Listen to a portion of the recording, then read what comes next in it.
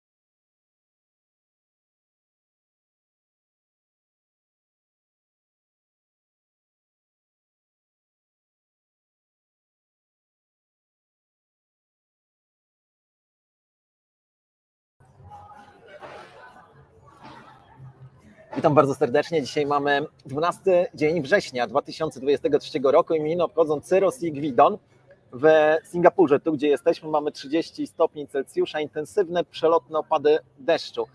Blok BTC 807,302, cena KNG 1,58 USDT, cena cash 343,92 KNG, co oznacza, że jeden cash w przeliczeniu na złotówki jest warty ponad 2000 zł, a to oznacza, że Kanga jest wyceniana na ponad 56 milionów złotych. To jest kwadrans z Kangą, wydanie 166. Nadajemy prosto z konferencji, o której Kamil zaraz więcej powie. Dajcie znać, jak nas widać, jak nas słychać. Czołem, Kamil. Cześć Sławku.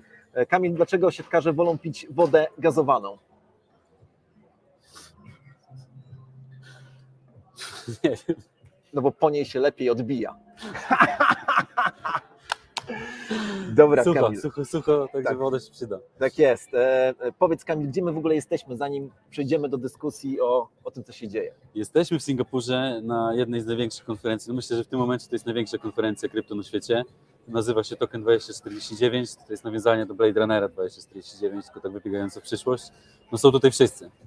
Mamy tutaj bardzo fajny stand. No szkoda, że nie możemy teraz wrócić kamery, żeby pokazać. Obok nas centralnie jest OKX. Są tu wszystkie giełdy ze świata, które się liczą, tak? Z gośćmi tej konferencji będzie m.in. Changpeng Zhao, tak, prezes Binance'a, będzie Vitalik Buterin, będzie Justin Sun, no sama śmietanka. Myślę, że Sławek zbije z nimi piątkę nieraz, a postaramy się ich tutaj ściągnąć do nas na stand, żeby zobaczyli, kto im w końcu niedługo będzie dreptał po piętach.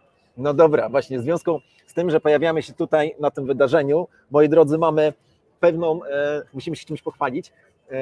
Blockchain of People to jest nasza nowa gazetka, którą być może kiedyś będziecie mogli znaleźć w Empiku, jeszcze nie teraz. Tutaj będziemy ją dystrybuować. To jest bardzo ciekawe wydanie. Pochwalę się, że tutaj w środku jest wywiad z dwoma dżentelmenami. Pozwólcie, że szybko to odnajdę. Proszę bardzo. I teraz nie pokazuję tego, żeby tylko się pochwalić. Oczywiście to też jest ważne, ale pokazuję to, ponieważ wydaliśmy to w 3 językach. Proszę bardzo, język chiński, tutaj mamy język angielski, to sprawa jasna, no ale mamy jeszcze język indonezyjski, bo tak jak mówiliśmy wcześniej, my przyjechaliśmy tutaj do Singapuru, ale na Singapurze skończyć nie zamierzamy, także moi drodzy, jesteśmy bardzo podekscytowani, bardzo dumni. Ale Kamil, powiedz, co takiego dzieje się w ogóle w tym świecie Bitcoina, no bo jakiś dramat tutaj się nam wydarzył. Niektórzy... Dzisiaj dotknęliśmy 25 000.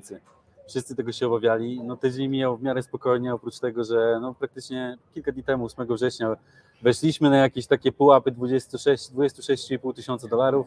No znowu nas prowadziło to na poniżej 26 do kilka dni później, do 8. Weszliśmy 7, 8 już byliśmy z powrotem na 25 800 dolarach. No cały czas trend boczny. Jakieś tutaj kilka dni temu, to było w niedzielę, chyba mieliśmy takie waknięcia w dół, odbicie waknięcia w dół, no ale dzisiaj dotknęliśmy 25. Odbiliśmy się od tego dość szybko, no bo po praktycznie tam kilku godzinach, no ale te 25 obronione, wróciliśmy na 25 700, no dużo rzeczy się dzieje w całym otoczeniu kryptowalut w tym momencie, no saga FTX dalej się nie skończyła. No właśnie. Tutaj jakieś dziwne rzeczy się pojawiają, no prawdopodobnie będą mogli likwidować majątek FTX-a, a tam są bardzo duże ilości kryptowalut, które niestety no, wpłyną na rynek, tak? No bo syndyk jak to likwidator całego majątku FTX-a powiedział w tym momencie, że będą upłynniali około 100 milionów dolarów tygodniowo. kryptowalutach. W jakich kryptowalutach FTX No ma swój to majątek? właśnie tutaj jest ciekawe, że życzymy powodzenia Solanie, tak szczerze z całego serca, bo mają do likwidacji $650 milionów w samej Solanie. No oprócz tego w tokenie FTT, No tak, już na drogę, tak. myślę, że będzie ciężko, $500 milionów, Bitcoin $268 milionów, Ethereum $90 milionów, Doge 40 milionów, Matic 40 milionów, to tu myślę, że to już tak akurat jeszcze jakiś rynek będzie w stanie wchłonąć. No najgorzej jest tą Solaną, Bitcoinem i Ethereum. To może mieć wpływ na cenę, tak? Bo no to nie są małe ilości i myślę, że jak to będą jakoś regularnie wrzucać w małych ilościach, nie tak od razu dużo tego Bitcoina będą schodzić na rynek, to rynek jest to w stanie wchłonąć bez dużych spadków, no ale no będzie to miało wpływ na rynek. Tak myślę, że te spadki wczorajsze właśnie są tym spowodowane, tak? Że ta informacja wypłynęła.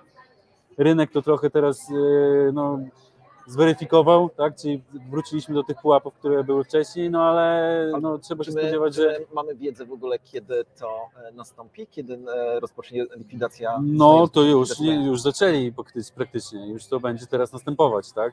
Mają przez najbliższe 34 tygodnie 7,5 miesiąca płynnić $3,5 miliarda, tak? I też ten likwidator tego majątku powiedział, że no prawdopodobnie mogą też, jeżeli będą w stanie upłynniać więcej, $200 milionów nawet tygodniowo upłynniać, tak? No to jest 400 milionów, ewentualnie $800 milionów miesięcznie.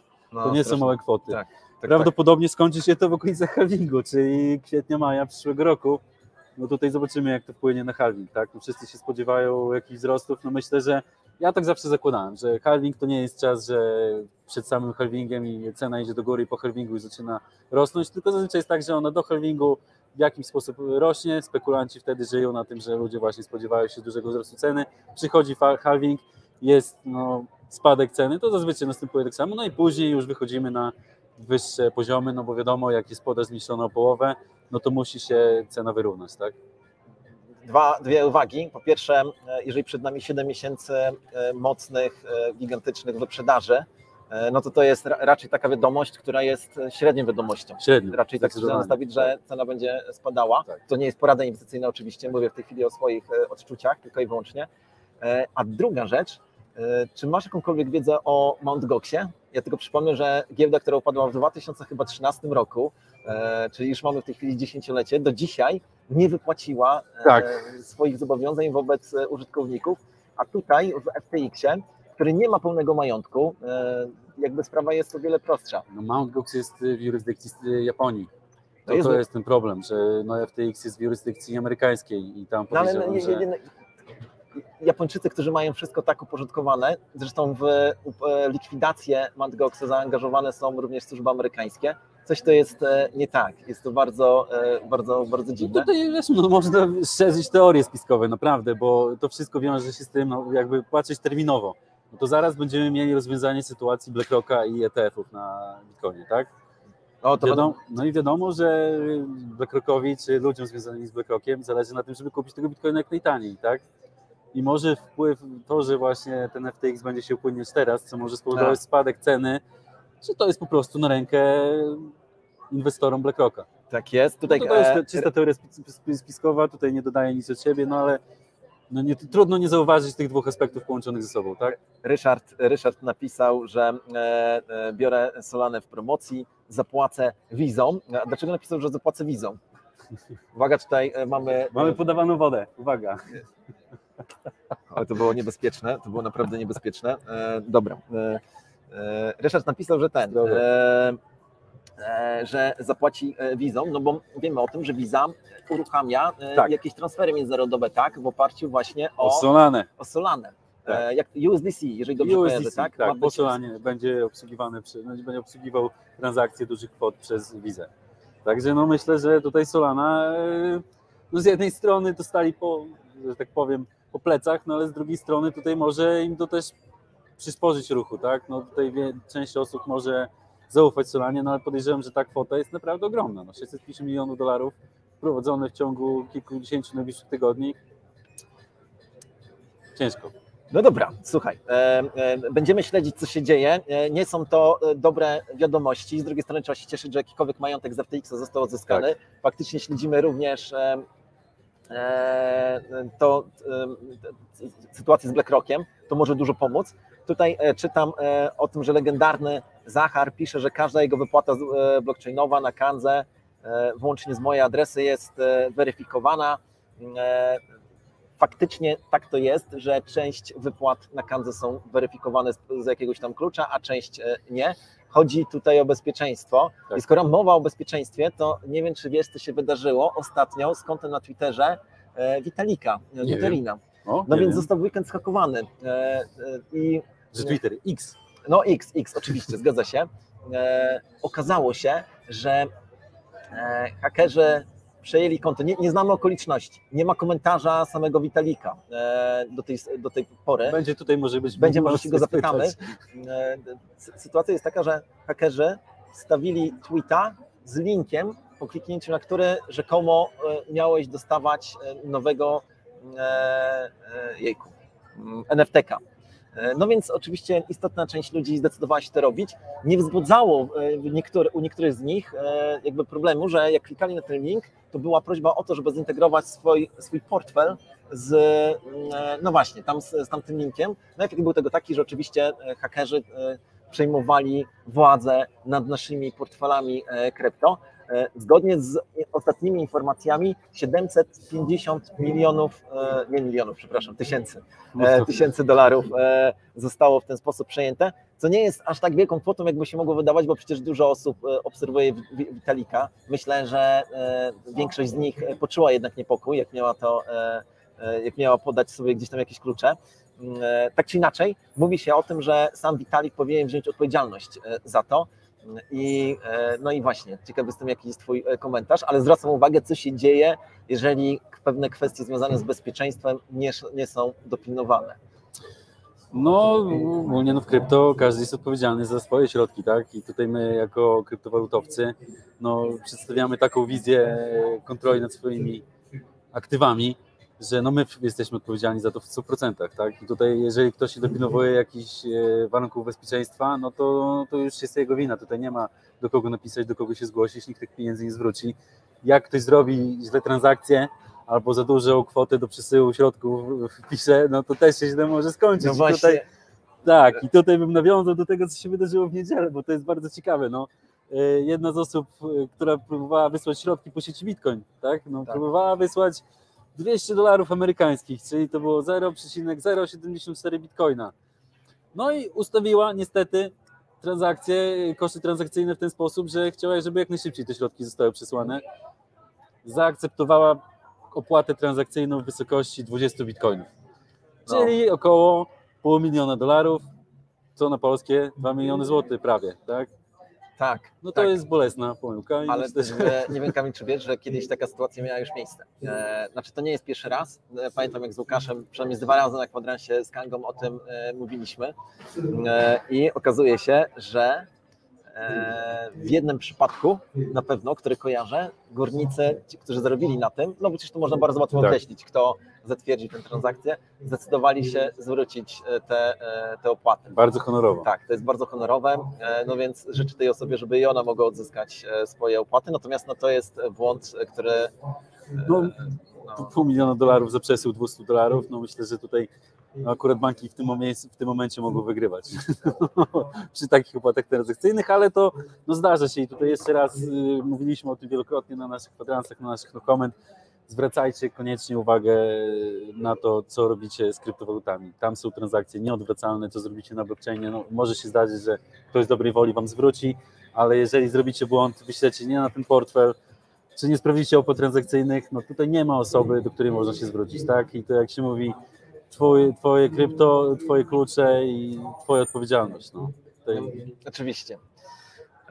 No dobra, pogadajmy o tym, co takiego będzie się działo dzisiaj, albo właściwie w tym tygodniu na Kandze. Powinniśmy jeszcze powiedzieć coś na temat tutaj tej konferencji, coś więcej, ale najpierw jakie mamy plany. I tutaj chciałbym spróbować pokazać pewien wykres. Proszę bardzo, zrobię to, zobaczymy, czy mi się uda. Okej. Czy widać? Nie widać, ale czekaj. Teraz widać. Teraz widać. To jest jedna ze stron, która traktuje na temat drugiej warstwy. No bo tutaj okazuje się, że druga warstwa, coś o czym wiemy, gdyby nie druga warstwa na Ethereum, no to świat byłby no, wiele bardziej skomplikowany. Właśnie dzięki drugiej warstwie możemy przyspieszać, możemy obniżać koszty. No i tu okazuje się, że nawet w czasie Bessy, którą w tej chwili mamy, wartość zaangażowanych środków w drugą warstwę rośnie. To jest jakiś indykator.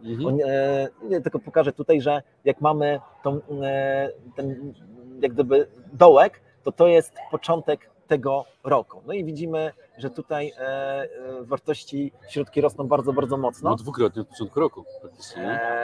Tak, dokładnie. I mówimy o czasach Bessy. Tak. To jest bardzo, bardzo ważne. Dlaczego o tym mówię? Mówię o tym dlatego, że Kanga już od pewnego czasu stawia na różne integracje z drugą warstwą. Taką pierwszą, drugą warstwą, z którą się zintegrowaliśmy, to jest Polygon. My byliśmy jako jedna chyba z pierwszych giełd na świecie, która w ogóle dokładnie tak. Związała. Mamy Arbitrum, mamy Binance Smart Chain, który jest taką wyjątkową drugą warstwą, ale faktycznie mamy, a dzisiaj właśnie wchodzi jedna z najbardziej popularnych teraz drugich warstw. Integrujemy się, jesteśmy zintegrowani już oficjalnie z Optimizmem, przepraszam.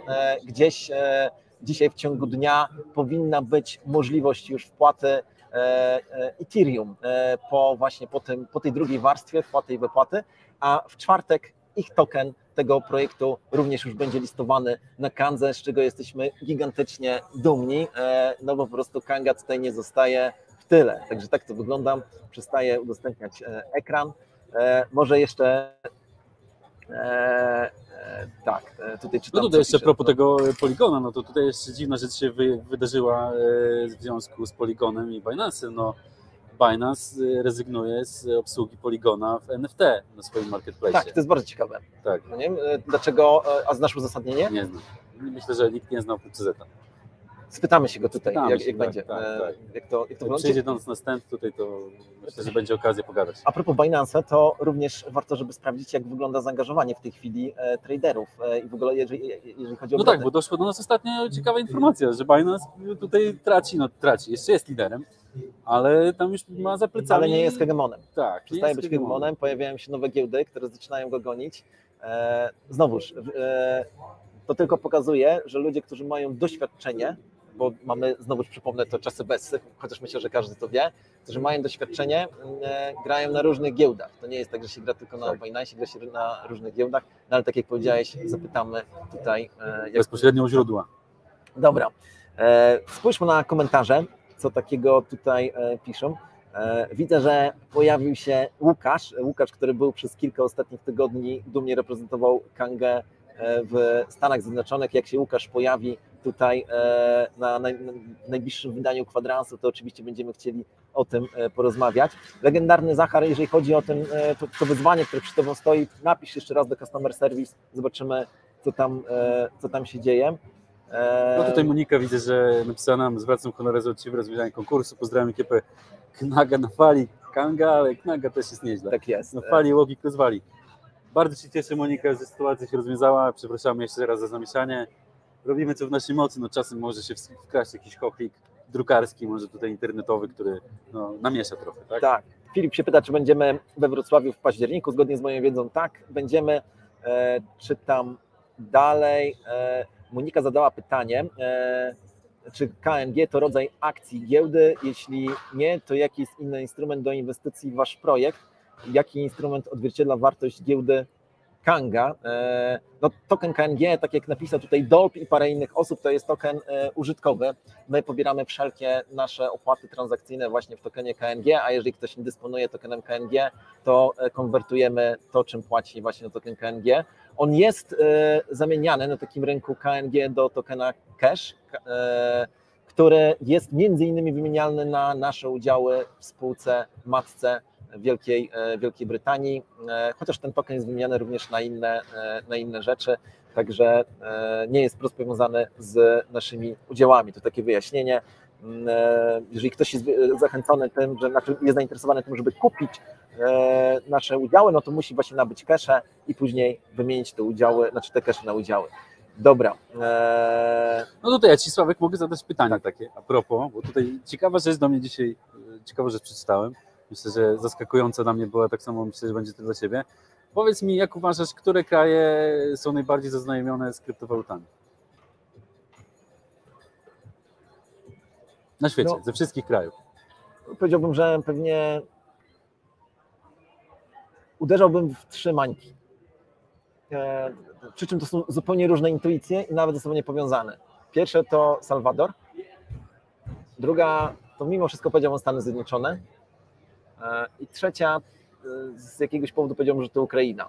Widziałem kiedyś zestawienia a propos, Nie trafiłeś nic. Okay. Te wyniki są dla mnie bardzo, bardzo ciekawe, bo wychodzi na to, że Nigeria i Republika Południowej Afryki są najbardziej zaznajomione z rynkiem, z krypto, może nie z rynkiem, ale z kryptowalutami i państwami na świecie. Badanie zostało przeprowadzone przez firmę Consensus i YouGov. Zrobili wywiady online z 15 000 osób z 15 krajów obu Ameryki, Azji, Europy i Afryki. No i tutaj było pytanie dotyczące, jak postrzegają NFT, czy rozumieją kryptowaluty, czym jest blockchain, metaverse, Web3. No i co ciekawe, 99% respondentów z Nigerii powiedziało, że zna kryptowaluty, 70% z ankietowanych powiedziało, że rozumieją podstawową koncepcję technologii blockchain.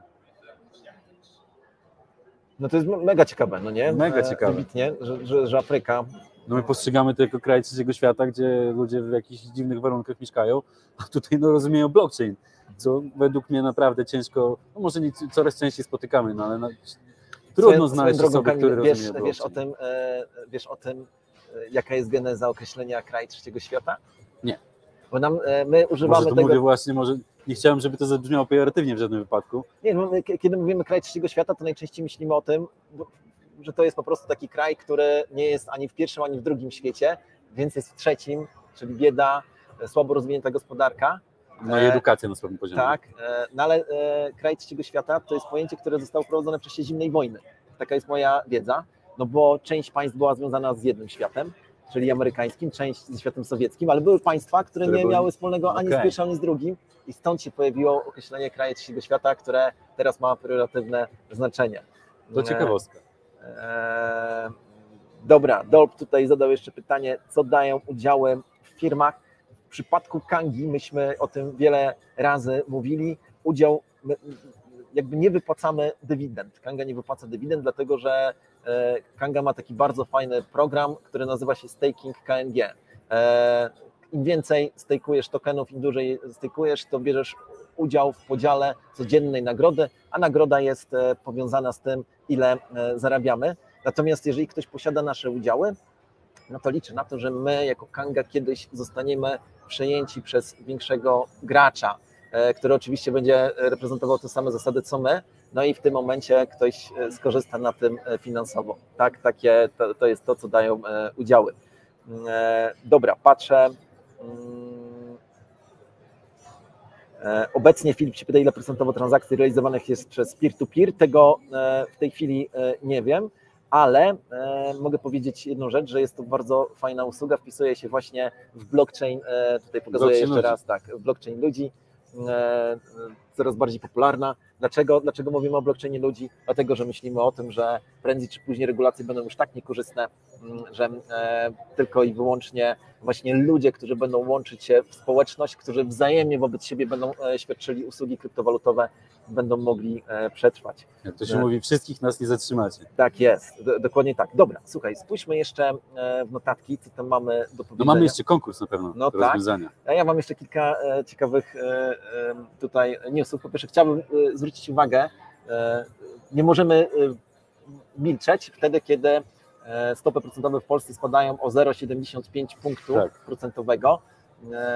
No efekt jest taki, że w tej chwili polska waluta mocno spadła w stosunku do innych walut, no bo jest to jak gdyby ruch, który jest mocno sprzyjający inflacji, a ponieważ inflacja w Polsce galopuje to jest oczywiście przesada, ale jest duża, no to obniżanie stóp procentowych o tyle, no nie dla wszystkich jest zrozumiałe, więc my oczywiście w tym programie tutaj to wspominamy. Są tacy, chociaż my się do nich oficjalnie nie zapisujemy, którzy twierdzą, że jest to po prostu pewien krok wyborczy. Ale jeszcze inna ciekawostka. W Francji wprowadzono teraz takie przepisy, które umożliwiają Tobie jako influencerowi nabycie certyfikatu Chciałem finansowego. to powiedzieć o tym, dobrze, że powiedziałeś ty. Tak. Nie jest ten certyfikat obowiązkowy. Tak. To znaczy Francja jakby jako instytucja mówi, że jest gotowa przeprowadzać egzaminy, które będą potwierdzały Twoją fachową wiedzę z zakresu finansów i Ty jako influencer możesz się tym posługiwać, ale tak jak właśnie powiedziałem, nie jest to obowiązkowe. Ciekawe rozwiązanie. No ciekawe rozwiązanie, tym bardziej, że myślę, że jakby rynek, to można nazwać rynek, przestrzeń influencerów kryptowalutowych czy influencerów w ogóle powinna być w jakiś sposób regulowana, bo w tym momencie mamy podział na takich, którzy są wiarygodni i pokazują to, że mają współpracę jakieś, zachęcają do jakby udziału w jakichś projektach, jawnie mówiąc o tym, że tak, że jakby są wspierani przez te projekty. Fakt, że sami wybierają, jakby sprawdzają, analizują te projekty według własnej najlepszej wiedzy, ale niektórzy tego nie robią. Niektórzy po prostu naganiają, można brzydko mówiąc, na projekty, nie pokazując w żadnym miejscu, że są związani z tymi projektami i to jest, myślę, że nieuczciwe wobec tych, co są uczciwi w jakiś sposób, tak? I myślę, że mieliśmy sytuacje takie, że UOKiK już zwraca uwagę influencerów w Polsce na to i myślę, że ta przestrzeń kryptowalutowa nasza też działa w ten sposób. Nie chcę tutaj wymieniać kanałów kryptowalutowych, ale same przychodzą mi do głowy od razu, że po prostu wrzucają wszystkie projekty, mówiąc super, inwestujcie, nie wspominając nawet przez sekundę, że są wspierani finansowo przez te projekty, co według mnie jest bardzo nieuczciwe i myślę też, słyszałem o tym, nie jestem zaznajomiony dokładnie z dyrektywą Majka, która ma wejść za rok, półtorej roku od teraz i tam chyba to jest uregulowane w jakiś sposób też, że będą musieli oznaczyć jawnie te wszystkie współprace, jeśli nie, no to... Pamiętasz, jak wprowadzano w Polsce przepisy, które miały ograniczyć swobodę działania firmom, które udzielały mikropożyczek? Tak. Dlaczego miały ograniczyć? No dlatego, że firmy mikropożyczkowe pobierały bardzo, bardzo duże odsetki. Wskutek tego osoby, które zaciągały mikropożyczki, popadały w spiralę zadłużeń, bo nie były w stanie ich spłacać, bo najczęściej mikropożyczki były kierowane do osób ubogich, takich, którym bank normalnie by nie dał takiego kredytu czy pożyczki, więc szło się właśnie do takiej firmy od tego typu pożyczek. Kilka ustaw trzeba było, żeby ten biznes przestał w Polsce działać, dlatego że przedsiębiorcy mikropożyczkowi wymyślali najróżniejsze rozwiązania, a to na początku mówili, że to nie są odsetki, tylko opłaty administracyjne, a to coś innego, tak więc myślę sobie, że jeszcze długa droga przed nami do uregulowania tego tematu, no bo przecież każdy influencer może powiedzieć, że te $100,000 albo $1 milion, które dostał na konto, to nie była opłata od projektu za to, że wspierasz ten projekt, tylko to na przykład była opłata konsultacyjna, coś takiego. Więc... Myślę, że to po prostu jest nieuczciwe wobec widzów, jeżeli oni tego nie ujawniają. Tak. No bo znaczy, to chodzi o po prostu ich moralność. No, ale... Zgadza się, że jest to nieuczciwe wobec widzów, natomiast przepisy, które będą wymuszały, to nie jest rozwiązanie. No. To jest moje przekonanie. Każde regulacje mają jakieś błędy. Zgadza się. Nie da się uregulować wszystkiego. Nie? Tutaj Jacek zadał nam fajną rzecz, zadał fajne pytanie, no bo my tutaj wszyscy chyba wspomnieliśmy o tym, co było wczoraj. Nie? Tak. No wczoraj były urodziny, Jacek ma rację, wczoraj były urodziny Kangi, to znaczy nie świętowaliśmy, bo przyjechaliśmy tutaj, rozstawiamy... Byliśmy w samolocie przez 12 godzin.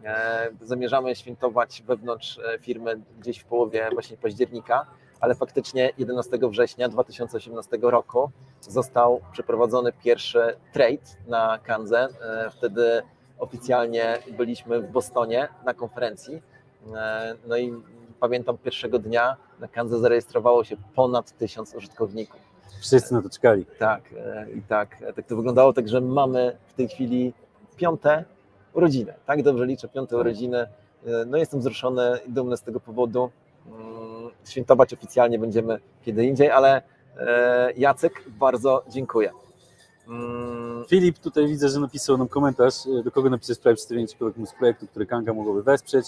Napisz na marketing@Kanga Exchange, na pewno tam zobaczymy, zaznajomimy się z tymi, odpowiemy, czy jesteśmy zainteresowani tą współpracą, czy ewentualnie możemy to kiedyś może zrobimy, tak? Dobra. No to myślę, że ogłaszamy wyniki konkursu i potem okrzyki wojenne. Jeżeli macie jeszcze jakieś pytania, proszę piszcie. Widzę, że tutaj legendarny Zachar cały czas nas alarmuje a propos jego wypłat. Przyjąłem to do wiadomości. Zobaczymy, ok? Jak w ogóle... Już wyżej się nie da niż tutaj, także... Myślę, jasne. Kamil, w zeszłym tygodniu nie było zwycięzcy. Nie było zwycięzcy. Tak. Mamy tak, że ogólnie powiem zasady konkursu. Konkurs polega na tym, że bawimy się we wróżbitów, Maciejów, analizatorów technicznych czy fundamentalnych, jak to woli, tak to woli. Kto ma szklaną kulę, jak najbardziej niech używa. Trzeba przewidzieć cenę Bitcoina na przyszły tydzień. Mamy dzisiaj sytuację, jaka jest na rynku. Każdy widzi, nie wiadomo, co się wydarzy za tydzień. No i motyw jest taki, że trzeba wymyślić, przewidzieć cenę Bitcoina na przyszły tydzień, na godzinę 9 na kandze w parze Bitcoina do USDT. Można składać propozycje swoich cen, czy propozycje tego przewidywań swoich cen. Trzeba składać w formie komentarzy pod tym filmem na Facebooku, na YouTubie w formacie hashtag kwadranskango, numer kwadransa 167, który będzie w przyszłym tygodniu. Już tutaj wrzucam, jak to ma wyglądać. Właśnie tak, hashtag kwadranskango, numer przyszłego tygodnia 167 i cena w dolarach w formacie 5-cyfrowym poprzedzona znakiem dolara. I mamy tutaj w tym momencie, jeszcze dodam jedną ważną rzecz, komentarze można składać tylko dzisiaj i jutro, czyli 2 dni, wtorek, środa, późniejsze komentarze ich nie liczymy, komentarze edytowane nie liczymy, liczy się pierwszy komentarz, drugi już nie. No i tu chodzi o to, że pod dzisiejszym filmem zbieramy łapki w górę, tak? Tutaj też od razu zachęcamy do łapki w górę pod tym filmem, ale zaraz powiemy o tym, tylko na razie powiem o tym, dlaczego te łapki w górę są ważne. Każda łapka w górę to jest część nagrody w przyszłym tygodniu, tak? Polega to na tym, że jeżeli mamy 500 łapek w górę, to my bierzemy 10% z tego i to jest w formie ilości KNG rozdawane jako nagroda. W zeszłym tygodniu nikt nie trafił, tych łapek w górę było około 400 kilkudziesięciu i nagroda z zeszłego tygodnia, bo to jest nagroda przechodnia, jak nikt nie trafi, no to przychodzi na następny tydzień, przeszła na ten tydzień. W tym tygodniu połączyliśmy to z ilością z 1/10 łapek w górę z zeszłego tygodnia i tych łapek w górę było ponad 1000. Brawo! 1070 ponad. No i nagroda, siłą rzeczy, 10% z tych 1070 to jest 107 KNG. No i mamy tutaj wróżbitę, który trafił, to jest Stanis Ieme. Zapowiedział cenę $25 777, a cena dzisiaj na kandze o 9 to było $25 777 i 20 centów. No to czyli trafił po prostu w cel, tak naprawdę. Mógł nie dodać tej końcówki i by było w punkt. No, dobra, ale to gratulujemy. Gratulujemy. Stanisy, daj nam znać, jaka to szklana kula, albo w jaki sposób tą cenę wytypowałeś, bo jeżeli to jest jakaś analiza techniczna, no to nie wiem, może się z nią pogodzę w końcu. No i tutaj od razu nawiązując do tego, no dawajcie łapki w górę pod naszymi filmami, prosimy Was o to, tak? To nie możemy wymagać, ale prosimy Was, dajcie łapkę w górę, udostępnijcie ten materiał, wbijcie dzwoneczek, skomentujcie, dajcie komentarz techniczny, komentarz z ceną oczywiście na przyszły tydzień. No i co, no to myślę, że to jest dla nas ważne, to jest dla nas jakiś feedback, wiemy wtedy, co chcecie usłyszeć, na co zwracać uwagę, o czym możemy porozmawiać. Komunikacja jest dla nas najważniejsza z Wami. Dobra, Kamil, myślę, że musimy tutaj dalej składać nasze stoisko. Okrzyki wojenne na koniec. Jaki jest Twój? KNF. KNF, czyli Kanga na fali, a ja w takim razie powiem, używaj odważnie Kangi i kryptowalut, w skrócie WOKIK. Myślę, że właśnie pozdrawiamy Was bardzo gorąco, bardzo serdecznie. Proszę, ocencie ten odcinek w skali od 1 do 6. No i widzimy się w kolejnym wydaniu Kanga Comments. No comment, dokładnie. Też będzie tak, to z Singapuru. Tak jest. No i za tydzień kolejne wydanie Kwadransa z Kangą. Trzymajcie się. Hej. Hej, jak będziecie w Singapurze, wpadajcie odwiedzić nasze stanowisko P45 na 5. piętrze.